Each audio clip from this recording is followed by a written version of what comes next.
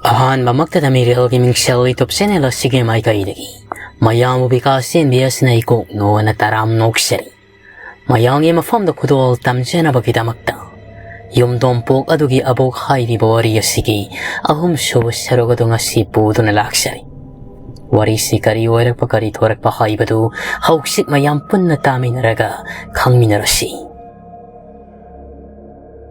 ꯑꯁꯨꯝꯅ ꯃꯈꯣꯏ ꯇꯔꯨꯛ ꯑꯗꯨ ꯈꯨꯜ ꯑꯗꯨꯗ ꯆꯪꯁꯤꯜꯂꯛꯄ ꯍꯧꯏ꯫ ꯈꯨꯟꯖꯤꯟꯒꯤ ꯑꯍꯥꯟꯕ ꯌꯨꯝ ꯑꯗꯨꯗ ꯆꯪꯂꯒ ꯀꯧꯔꯨꯕꯅꯤ, ꯑꯗꯨꯕꯨ ꯀꯅꯥꯅꯁꯨ ꯈꯨꯝꯂꯛꯇꯦ ꯇꯥꯔꯛꯇꯦ꯫ ꯁꯨꯃꯥꯡ ꯊꯦꯂꯣꯡ ꯑꯗꯨꯗꯤ ꯃꯤ ꯑꯗꯨꯃꯛ ꯂꯩꯅꯕꯒꯨꯝꯅꯗꯤ ꯇꯧꯏ꯫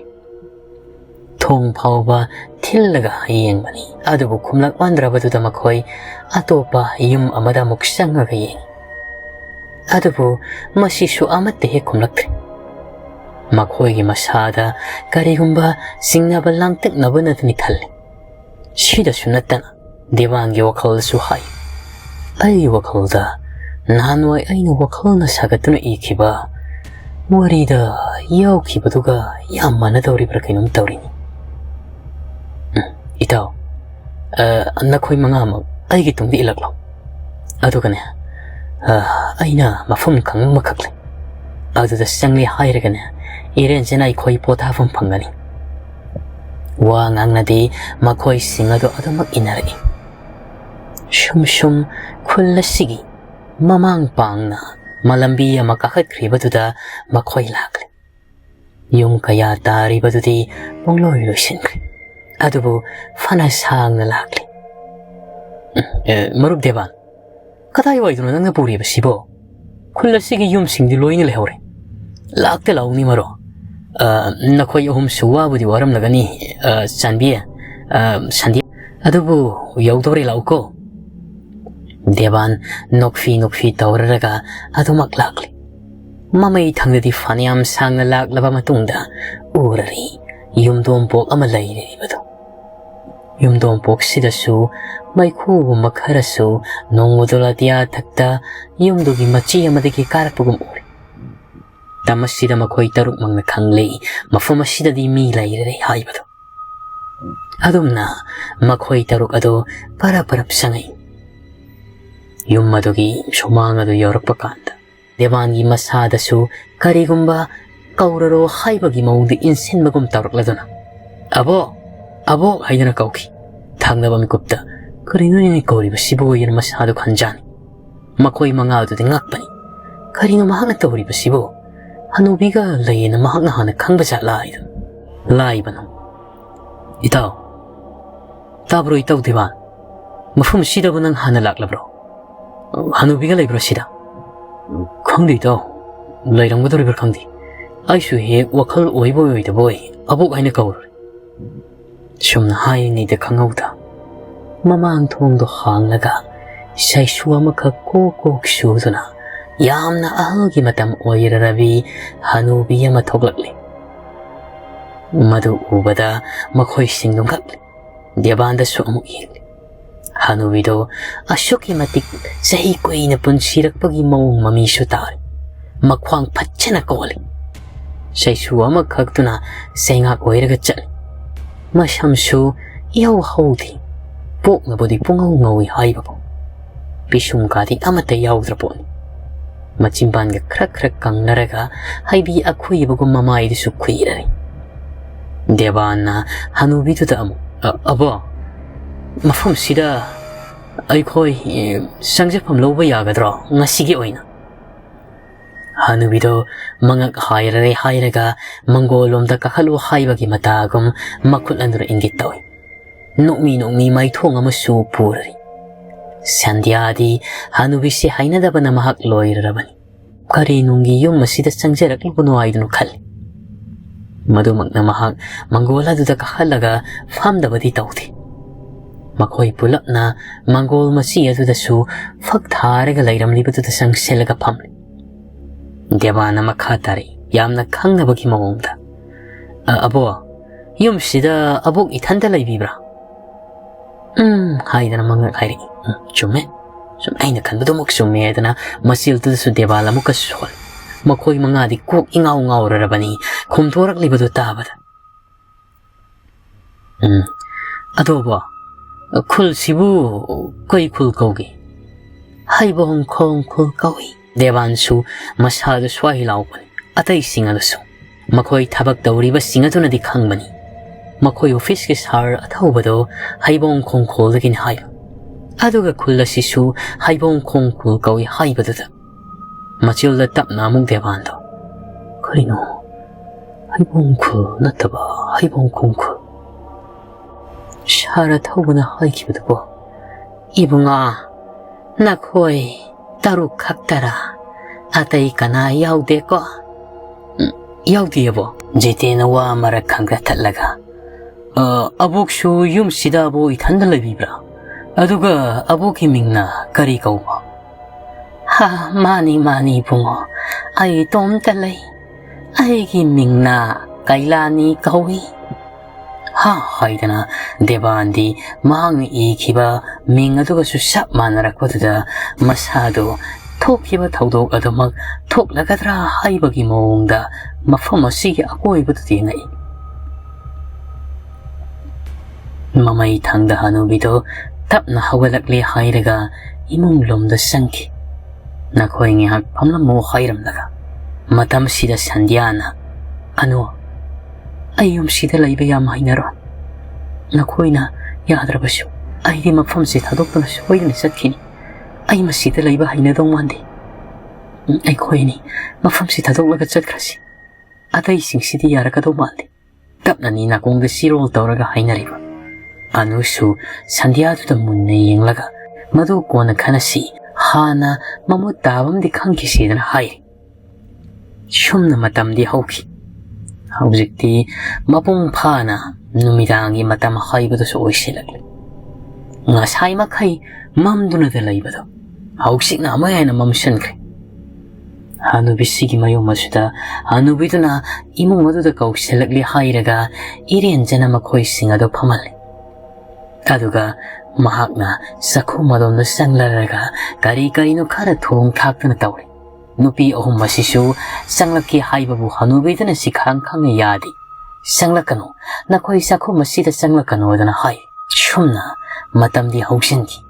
ꯆꯥꯒꯗꯕ ꯊꯛꯀꯗꯕ ꯄꯨꯝꯅꯃꯛ ꯆꯥꯔꯔꯦ ꯍꯥꯏꯔꯒ ꯃꯈꯣꯏꯁꯤꯡꯒꯤ ꯇꯨꯝꯅ ꯍꯤꯞꯅꯅꯕ ꯀꯥꯈꯨ ꯑꯃꯈꯛ ꯄꯤꯔꯤꯕꯗꯨꯗ ꯃꯈꯣꯏ ꯄꯨꯂꯞꯅ ꯆꯪꯉꯛꯏ, ꯃꯈꯣꯏ 6 ꯑꯗꯨꯕꯨ ꯃꯇꯝ ꯑꯁꯤꯗ ꯁꯟꯙ꯭ꯌꯥꯗꯤ ꯄꯔꯞ ꯀꯥꯗꯨꯒꯤ ꯐꯤꯕꯝꯗꯨ ꯌꯦꯡꯂꯒ ꯊꯣꯛꯈ꯭ꯔꯦ꯫ ꯑꯅꯨꯁꯨ ꯃꯇꯨꯡ ꯑꯗꯨꯗ ꯇꯥꯅꯈꯤ꯫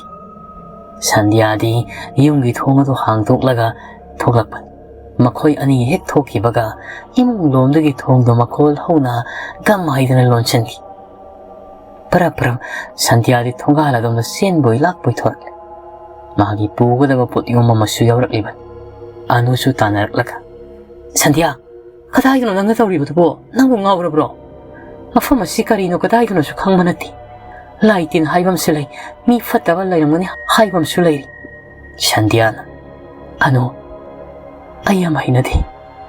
ꯑꯩꯒꯤ ꯊꯃꯣꯏꯁꯤꯗ ꯃꯐꯝ ꯑꯁꯤꯗ ꯂꯩꯒꯅꯨ, ꯊꯨꯅꯃꯛ ꯊꯥꯗꯣꯛꯇꯨꯅ ꯆꯠꯂꯣ ꯍꯥꯏꯗꯅ ꯀꯔꯤꯒꯨꯝꯕ ꯁꯥꯃꯤꯜ ꯑꯃ ꯄꯤꯔꯤ꯫ ꯁꯧꯗꯕ ꯑꯃꯅ ꯏꯟꯁꯤꯜꯂꯛꯂꯤ꯫ ꯑꯗꯨꯅ ꯑꯩ ꯃꯐꯝ ꯑꯁꯤ ꯊꯥꯗꯣꯛꯂꯒ ꯆꯠꯂꯒꯦ꯫ ꯅꯪꯅ ꯌꯥꯗ꯭ꯔꯕꯁꯨ ꯅꯪꯗꯤ ꯆꯪꯒꯦꯁꯨ ꯆꯪꯖꯍꯧꯔꯣ꯫ ꯁꯟꯙ꯭ꯌꯥ, ꯅꯪ ꯑꯗꯨꯃꯥꯏꯅ ꯇꯧꯅꯨꯋꯣ꯫ ꯅꯪꯅ ꯍꯥꯏꯔꯤꯕꯗꯨꯕꯨ ꯌꯥꯕ꯭ꯔꯥ ꯍꯥꯏꯕꯅꯤꯗ꯫ ꯁꯨꯝꯅ ꯃꯈꯣꯏꯅ ꯂꯩꯔꯤꯉꯩ ꯁꯦꯔꯛꯇ ꯈꯨꯜ ꯑꯁꯤꯒꯤ ꯑꯇꯣꯞꯄ ꯃꯐꯝꯁꯤꯡꯗꯒꯤ ꯇꯥꯕꯗ ꯍꯪꯒꯣꯏꯔꯕ ꯈꯣꯟꯖꯦꯜ ꯀꯌꯥꯅꯤ ꯇꯥꯔꯛꯂꯤ꯫ ꯇꯥꯔꯛꯂꯤꯕ ꯈꯣꯟꯖꯦꯜ ꯑꯁꯤꯃꯛ ꯑꯉꯥꯡꯅ ꯋꯥꯅ ꯀꯞꯄꯒꯤ ꯈꯣꯟꯖꯦꯜ, ꯃꯐꯝ ꯈꯨꯗꯤꯡꯃꯛꯇꯒꯤ꯫ ꯉꯁꯥꯏ ꯃꯈꯩ ꯃꯈꯣꯏꯅꯗꯤ ꯃꯤ ꯑꯃꯠꯇ ꯂꯩꯕꯒꯤ ꯃꯈꯣꯜ ꯇꯥꯗꯦ꯫ ꯑꯗꯨꯕꯨ ꯍꯧꯖꯤꯛꯇꯤ ꯂꯥꯞꯅ ꯌꯨꯝꯊꯣꯡꯄꯣꯛꯁꯤꯗꯒꯤ ꯂꯩꯔꯤꯕ ꯈꯨꯜ ꯑꯁꯣꯝꯗꯒꯤ ꯍꯧꯅꯔꯒ ꯃꯥꯏꯀꯩ ꯑꯁꯣꯝꯗ ꯇꯥꯔꯛꯂꯤ꯫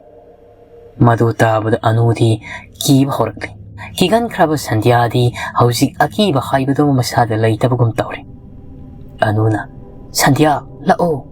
ꯁꯟꯙ꯭ꯌꯥꯅ ꯍꯟꯅ ꯌꯦꯡꯉꯝꯗꯕꯤꯗ ꯃꯍꯥꯛ ꯈꯨꯜ ꯃꯅꯨꯡ ꯑꯁꯣꯝꯗ ꯄꯔꯞ ꯆꯪꯈꯤꯒꯦ ꯇꯧꯏ꯫ ꯑꯅꯨꯁꯨ ꯉꯥꯏꯈꯣ ꯁꯟꯙ꯭ꯌꯥ ꯍꯥꯏꯗꯨꯅ ꯑꯗꯨꯃꯛ ꯇꯥꯅꯈꯤꯔꯝꯃꯤ꯫ ꯏꯃꯨꯡꯗꯅ ꯀꯝꯗꯧꯏ? ꯆꯥꯟꯕꯤꯁꯨ ꯂꯩꯊꯣꯔꯛꯄꯗ ꯁꯟꯙ꯭ꯌꯥ ꯑꯃꯗꯤ ꯑꯅꯨ ꯂꯩꯔꯝꯗꯕꯗꯨꯗ ꯃꯍꯥꯛꯇꯤ ꯉꯛ ꯁꯥꯟꯅꯔꯨꯔꯕꯅꯤ꯫ ꯄꯔꯞ ꯊꯣꯡꯗꯣ ꯍꯥꯡꯗꯣꯛꯀꯦ ꯇꯧꯕꯕꯨ ꯊꯣꯡ ꯑꯗꯨꯗꯤ ꯀꯔꯤꯃꯠꯇ ꯍꯥꯡꯗꯣꯛꯄ ꯌꯥꯈꯤꯗ꯭ꯔꯦ꯫ ꯃꯗꯨꯗꯒꯤ Devan, Laiba, Jiten, Sandiaga Nugado, Kadai Chakrabno Kangi, Tong Shang do Bayadi. Makoi Om Jushen Tori. Aduga Tanga Bamikopta, Abu Haidana, Yumdugi Mafam couldn't tear a young Lubadati, Kana Shulamni. Kadai said Krabazano near Bok to Boydana, Makoi Singdo, Koyin Yingari. Adubu, Makoin Uda Kanda Bagiwani. Hanubidudi, Maki Kamatongan, Lady Batuki, Paklanga to the Masadu Naplaga, Mayaki, Higatlaga, Lady. Mako Conchela Mother talk to me. Mammy to su, Koro Kaidana Kawang Uli. Oh, a kiva money. Tawai na Paklang the Napasimang Ire later. Makoi sing so, Tongo Hantok nobody hot nabani, Adubungam Dabadaki. Karidi Upai lay. Para, Kadu the Sangaklaga, Karita with a Kanai. Devana. Anuga Santiago de Bo. Nangon the Sukim the Hiram the Brane. Hiram the ideas on the Tom never found seeming either, controlling either Kango the Bani. Parisi. Makoi Marai Horin and Jeraxeni. Kanana Kanguno of phone Nedwagia Raidana, Ying was high the tomb Brasuai. Karisukalunusi. Tong Simapal the Gimakoina, Poron Tarambasukan Kango. Shimhaina Raga, Nipa Makoi Ohundusu, Karisu Kalutana, Potapamadu the Shankri. Devandi Matamoy to the Kanjabagiwani, Adu Mag, Hausik Pau Chap Manana Toklariba, Kulmaminka Kaziktan on a Kiban. Adu Mag Masigi Maramda, Gaishu to dog like Kankid. Wakal Mawamani Devanjo Hausik Lairibasi. Mang E keep a project Adugi, Wari do a chap manarak pasida, Hara over the Masada Sutuma Libanina Kalamada. Ashum Namakoi Hausik, Arian Jana, Pothanari. Nakala Shomdana, Sandia su Anubu Kau Duna Tanarapan. Adabu Kangodi, Anuna, Yum Amada Fatchang Sinkibaga, Kauramaду Litlagamagsu, Paraprap Tanarak. Sandia, Yum Maduki Mangol Kakati. Anu su Praprapakalay. Karinang Tawisibo. I coin like Siam Lapi Hagan in the Pinangbo. Kadai do I coin like the Ribasi. Sandiana, Domina Makata and Widen Town.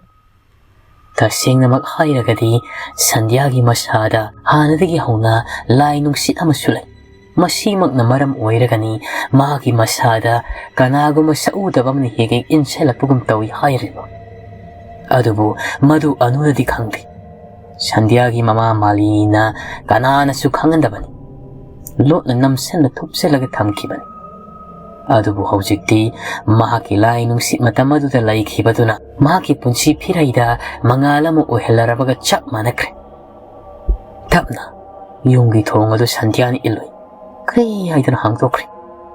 Big to the York liver torchlight of Kapi. Manoma do they sit nan me labogum down.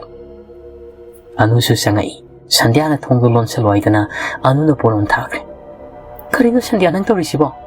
Migi Mayum Sidai Koibo. Apabo Oigatrosibo Sandiana Ano Karisuto Haibani Aina Karigo Mama Kambalay Kulase Ni Amatalay Nati Aduga Nasagi Hanubido Kaptani Yumdon Pok to the Lairibo Kari Haiba Sandia Mami Wishalagani Mak Liapaga Hair Libatu Madudagi Famung Lairibugi Famang to the Kongrai Dana Family Hairaga, Tapna Hairakliamuk Makatan Anuda. Anu, I quite Kongoroi Taru Makitaibang Haksang Singasiyang Bada. Asang ba Amata Udri. Tawa Yaudraba, Taroi Ahamaga Chap Marana Aino. Kari Haiba, Sandia, Nantori the Bucarino, I am Pakaledana, Sandiagi Masad Nomli. Sandiana Makatari. Pakat kanu, ano? Ay na uri ba si mag-asing mani? Ay ko'y hausik kudong tiba to kadabagi, ngay to nalayray. Kari hay ba Sandia? Ado na, nahag, ay na hay ba yabatay? Ay na hay ba kudi mag nahag na yarabadi? Ay ko'y ani, kudong tiba sidagi, natay ba ngambra hay ba to? Ay, lambiyeng lagi. Si Hairiga Patpang Tori. Nixasur Chang Hole. Anu the Mahakon Selaga Masanik Nalay. Anusu ingang angna Sandhyana tawribasibu fagi tawriba satlainasu amuk khallaga Sandhya nang haujikidu fagi natro adumaina matung tawnuko miram sida laklaga mafam asidane sungsoi soidana Sanbina hairakpada makhoigi sar athaubudu leirangbanina hai ngasai lona thamakpani sar athauboigi khulsu haibong khongkhul kawi haibani hayeng ngalaga thirasi Sandhya do mapi tana kaplaga anu mafam ase aikhoina khalluribadu nati aina hairibaduni namun mamut sengna tahaudrabra aikhoi taruki thawai mirel amatta yaudi hakchang sing asida asiba tharoi ahambagum aigi mitsida loinamak urari kari haibadu nangna hairibadu bu kari haibanu Sandhya lehawibi ita sanbi amadi nipa makhoi ahumdi kamloba ita makoidi aina kan mangamgani haiba thajati aina tholakliba ita nangna ina horibadusu nahaki naraibakni karigumba inaraklamdaba taharabadi ita su khudong tiba nanglamgani aduga wafam masi aina miyoi anigi nakong suna hairuba taharabadi yummaduda lairaribi lai fattabagi masak oirabi hanubiyaduna sungsoi soidana khankiduna aikhoi pulap awafamda tagadabagi ai tomda thorakle hairaga atopa lambi kari laiduna makhoibu kanba yabagi haibagi pambaido thidoklagi haidana tholakibani kasingnamukisu mafam aduna aigi isada akiba tusungba kaya tattana pi miku khuding isada tingkhangna thingumbani mafam aduda laibadi ita hausikti Sandhya magi namsalamba lainung sinadusu masada maka fonglaklavani adumakna hanaga manadaba mawong mataw kaya su uraribani asumna matamdi adumak hausangi asumdana tumlaribaduda hanubidu akibagi masak phangna sangaklare hairaga masado mathika theklaraga thongsin paduda liplaraga lai thangnaba mikupta phaklang aduda naptana tumnariba singadubu phaklang akoibaduda sumna nappaga satpagum satlare hairaga yengli masamaduna phara amani khak hauribadusu lai fidibi masangummani thangnaba mikupta Sanbi su mamit fat singa aga akoibaduda yengaku matamda karigumba asauba musinmuba makhak phaklang napli hairaga mayai kadomda fat thokibadu uhoi masamgasu angauba khara haubugum thaw nisasur khangting akibadu masaduda karino ukribaduduna laksali thangnaba mikupta hanubigi kaadudagi khawdem lakpagi makhol tari makhol tabada anu makhol tabada Sanbi masado akibadu khanganhali abukto handi hanjelaklaba malini nasai khai phangudabadu aikhoina thibana phari abu halaklabanina aisu mangha nungaitaba pharani tumthanaba tawrage si haidana mag mamitu ishankri nakalla somnana kamdawni Sandhya madi anu yummadugi lairariba phamungaduda khro nakhoi tumlari yummasidi karisu makhoida akiba amata supirakti mi laibagumnadi sitnali midi amata laiti nakala maromdana numidangi matamasida garidu thaurariya hairaga lagli kana anu laglariba athauba amadi samjai makhoi anini samjai athaubana wari pumnamaktu liduna hausikti mapa laikhidaba oirabasu masi sataba yadabani thawai singu kandaba yadabani khallaraduna lakminaribanido athauba mapagi mathau mga madudi mahakna nanglarabadi yaurage nangdaba taragadi pangthok piramlo haiduna khunja miyoi singamadi yongi miyoi de sinarami athaubana garido thauna ta samjai haushik tawribasibu karino ai haifam khangthre aduga nahanongma aina nahaki nafamdo ulamba semayadusu lambida aina karigumba akibam ubadagi tahokre hausikti amatta phangdra aigi khutta tamasida samjai ngasai khai masada yeptuna purakliba sena sebang adu lokthokli hairaga gari thaurariba athaudapi aduga athauba Numituda nangna thokiba ngihak oiraba matungda aisu thoklaki nangna electric post ki mamlaraba maingal marak aduda karino haidana pakthakibaduda aigi mittasu uki angi matam oirarabi mamangi matamda halamal singa wari narambi maibi kailani gi sakam hongodo nangi nanakta lepkiba madudagi nang khangduna senkibado sena langthoklamlaga ui aduga hanubidusu nangi natungda adumuk inakibani matam aduda aina sena singje khonjale hairaga yumda hathuna sanglaba matungda aigi babada hangjaki baba haujik thokli oirariba sibu karino masibu oiba yaribra sena sibang sida sum ayek sengna kulla sigi thokiba wari pumnamak karisu khangdraba mioi mana irakli masibu baba kamda udribnu sahi kun henjanna haukraba matamsida maiba likha nason pikna masadu yamna sokthana wai khara hai hausikti matam yaurari bungo sakhangdabaduna iraklibadu haraiba natti mak sapong lakkadawredana takhallaklibani aduga ibungo napaina miramlen se thadokduna chatkiba mikuptadi kananasu panthingba ngamdana mak sapong laklagani madugi lambi mahakna masamakna yatkri haina singna chatloi pagi bungo haina singna chatlo wadawrida ashumna aigi phamda hairamkhibani athauba kari haiba ta samjai aduga aigi babadi aikhoibu thadokduna chatkri aduga nangna masimasu khanglibaduni makhoi taruktuna singlon ahum phangma mafamaduda changlamdaba taragadi fatraba thawaidu mathi phongloidabani mamangi gi matamda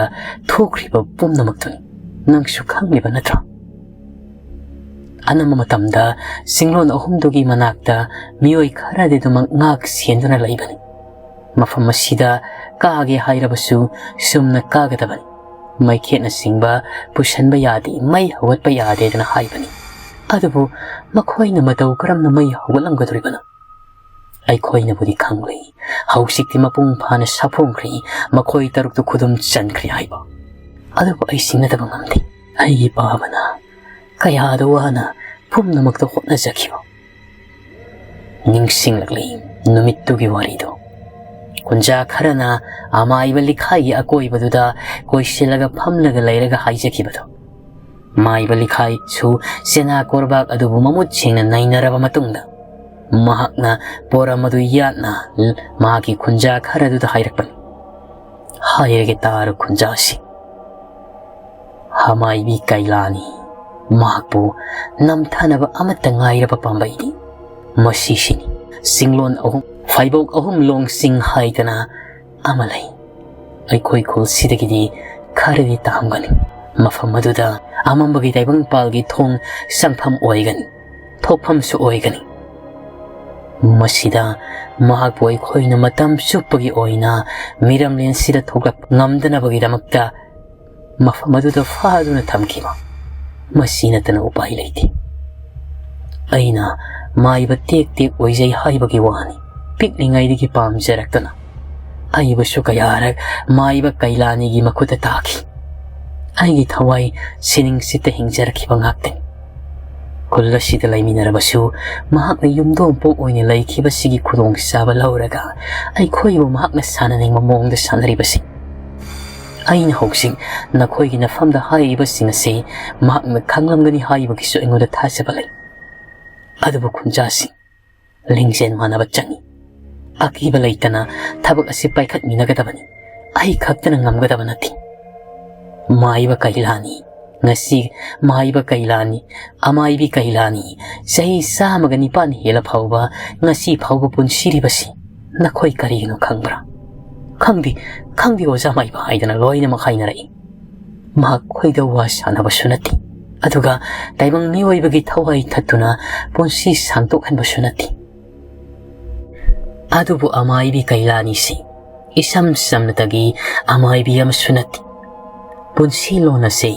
tungmang hanggat na set pangamlaba adubung laba amaibi Maram aduna mahakna oinba phibamda adumak oiraduna aini hek thanglakpadagi ngasi phawba adumak asigi phibamsida sakpham hongdana makhwang kolaga lairakibasini aduna aikhoina seksingadabani hausikna khoi singna yumthong khudimukta thillaga hawraro ngasi mak khunjamiya manaraga amaibi kailyani sibu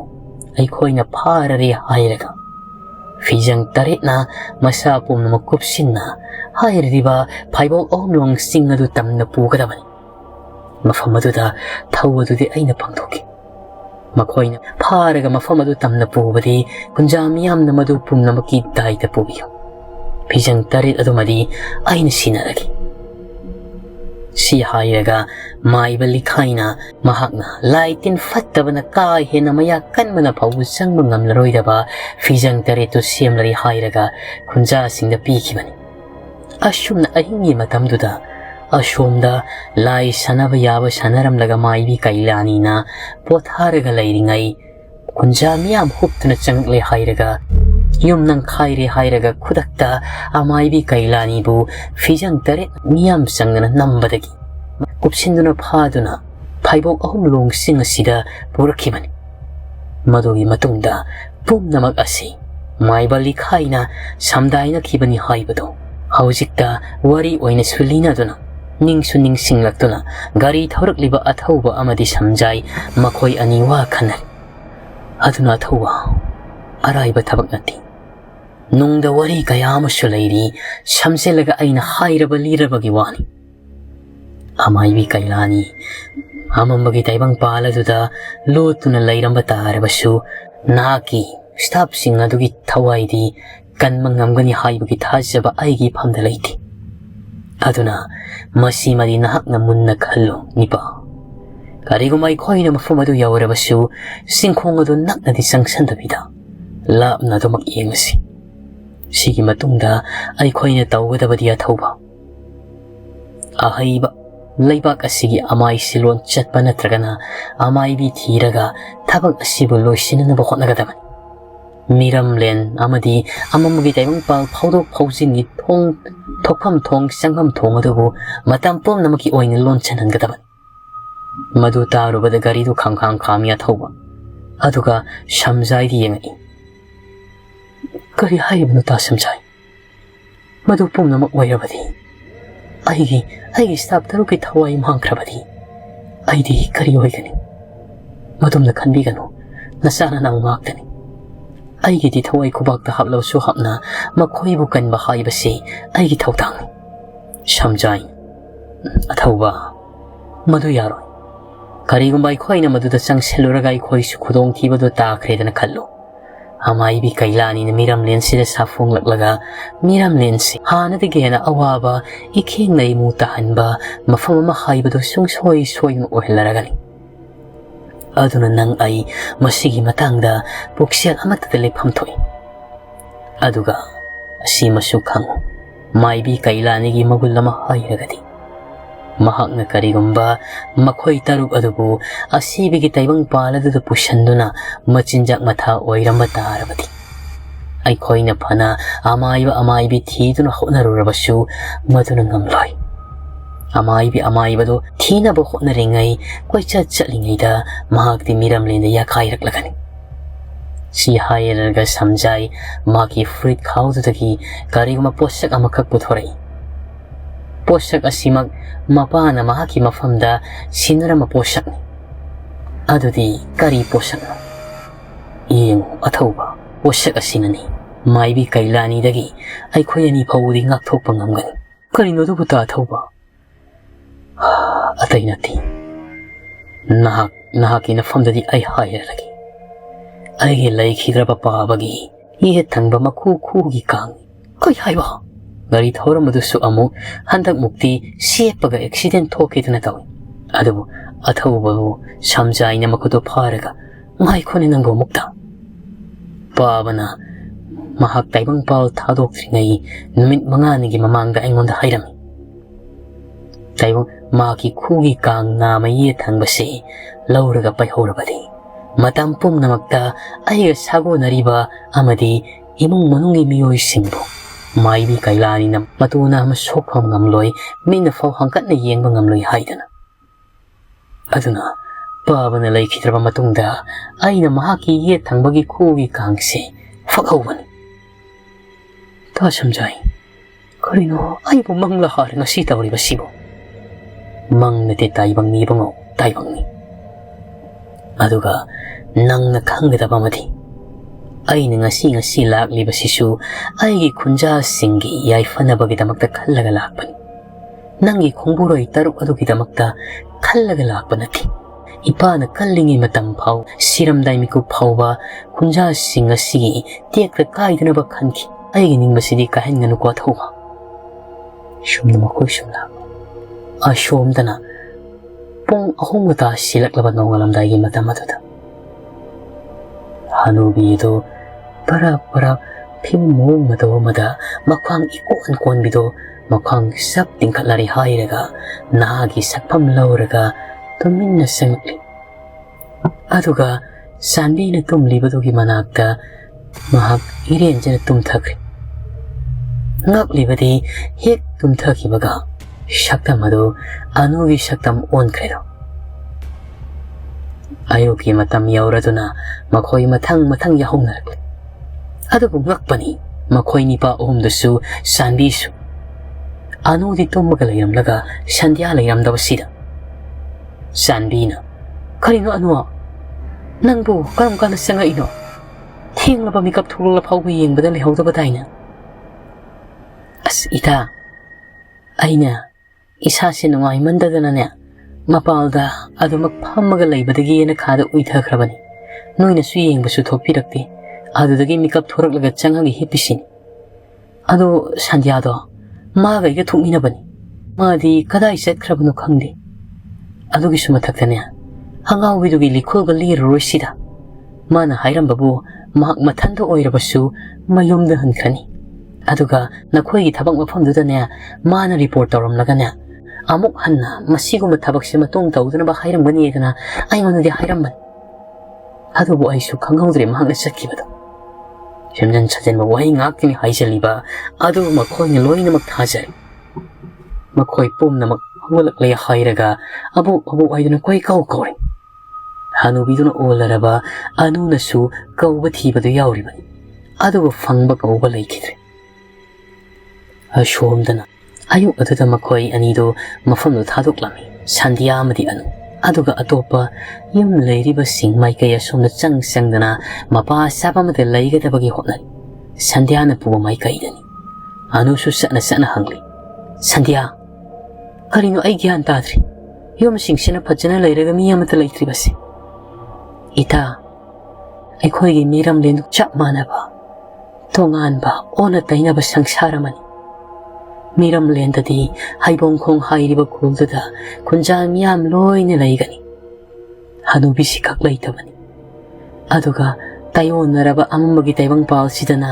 ꯇꯥꯏꯕꯪ ꯃꯤꯑꯣꯏꯕ ꯈꯨꯟꯖꯥꯁꯤꯡ ꯑꯃꯠꯇ ꯈꯨꯜ ꯑꯁꯤꯗ ꯂꯩꯇꯦ ꯍꯅꯨꯕꯤꯁꯤ ꯈꯛ ꯂꯩꯕꯅꯤ ꯑꯗꯨꯒ ꯏꯇꯥ ꯑꯩꯒꯤ ꯏꯁꯥꯁꯤꯗꯅꯦ ꯀꯔꯤꯒꯨꯝꯕ ꯑꯃꯈꯛꯅ ꯑꯗꯨꯃꯛ ꯏꯟꯁꯤꯟꯕꯒꯨꯝ ꯇꯧꯔꯤꯕꯁꯦ ꯑꯩ ꯃꯁꯤ ꯄꯥꯈꯠꯇꯕ ꯉꯝꯗꯦ ꯏꯇꯥ ꯑꯩꯅ ꯀꯔꯤꯒꯨꯝꯕ ꯏꯁꯥꯁꯤ ꯃꯑꯣꯡ ꯃꯔꯤꯜ ꯇꯥꯔꯛꯇ꯭ꯔꯕꯗꯤ ꯏꯇꯥꯅ ꯑꯩꯒꯤ ꯂꯥꯏꯕꯛꯁꯤꯗ 3ꯂꯛ ꯅꯥꯟꯊꯕꯤꯗꯨꯅ ꯑꯩꯕꯨ ꯏꯔꯦꯟꯖꯅ ꯊꯦꯝꯖꯤꯟꯕꯤꯔꯛꯎꯀꯣ ꯃꯁꯥꯅꯗꯤ ꯈꯪꯖꯔꯕꯅꯤ ꯁꯟꯙ꯭ꯌꯥꯗꯣ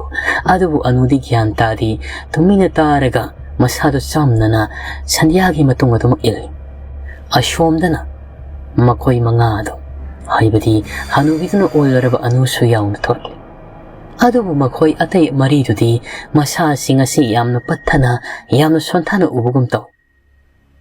ꯍꯅꯨꯕꯤꯅ ꯑꯣꯜꯂꯕ ꯑꯅꯨꯗꯨꯗꯤ ꯃꯁꯥꯗꯨ ꯇꯒꯠ ꯇꯤꯛꯅ ꯃꯈꯣꯏ ꯃꯌꯥꯝ ꯃꯔꯛꯇꯗꯤ ꯌꯥꯎꯔꯤ ꯃꯇꯝ ꯑꯁꯤꯗ ꯈꯪꯍꯧꯗꯅ ꯃꯈꯣꯏ ꯃꯌꯥꯝꯒꯤ ꯃꯔꯛꯇꯒꯤ ꯖꯤꯇꯦꯅ ꯏꯇꯥꯎ ꯂꯩꯕ ꯑꯗꯨꯒ ꯏꯇꯥꯎ ꯗꯦꯕꯥꯟ ꯑꯩꯗꯤꯅꯦ ꯈꯨꯜꯁꯤꯒꯤ ꯑꯀꯣꯏꯕꯒꯤ ꯐꯤꯕꯝꯁꯤ ꯆꯠꯂꯒꯕꯨ ꯌꯦꯡꯅꯤꯡꯉꯤꯅꯤ ꯅꯣꯡꯁꯨ ꯉꯥꯜꯂꯦ ꯍꯥꯏꯕꯕꯨ ꯅꯣꯡꯗꯤ ꯑꯗꯨꯃꯛ ꯃꯪꯂꯒ ꯂꯩꯔꯤ ꯑꯗꯨꯒꯅꯦ ꯏꯇꯥꯎ ꯑꯩꯅ ꯀꯔꯤꯒꯨꯝꯕ ꯈꯪꯅꯤꯡꯕ ꯌꯥꯝꯅ ꯂꯩꯔꯤ ꯑꯕꯣꯛꯇꯣ ꯃꯗꯨ ꯍꯜꯂꯛꯄ ꯉꯥꯏꯕ ꯋꯥꯗꯧꯔꯤꯗ ꯑꯅꯨꯅ ꯑꯃꯨꯛ ꯊꯠꯂꯛꯏ ꯃꯗꯨꯒꯤ ꯍꯅꯨꯕꯤꯗꯣ ꯈꯪꯗꯦꯅꯤ ꯑꯩꯈꯣꯏꯒꯤꯗꯃꯛꯇ ꯈꯟꯗꯅ ꯆꯥꯅ ꯊꯛꯅꯕ ꯊꯤꯕꯒ ꯆꯠꯂꯝꯗꯣꯔꯤꯕ ꯖꯥꯠꯂꯣ?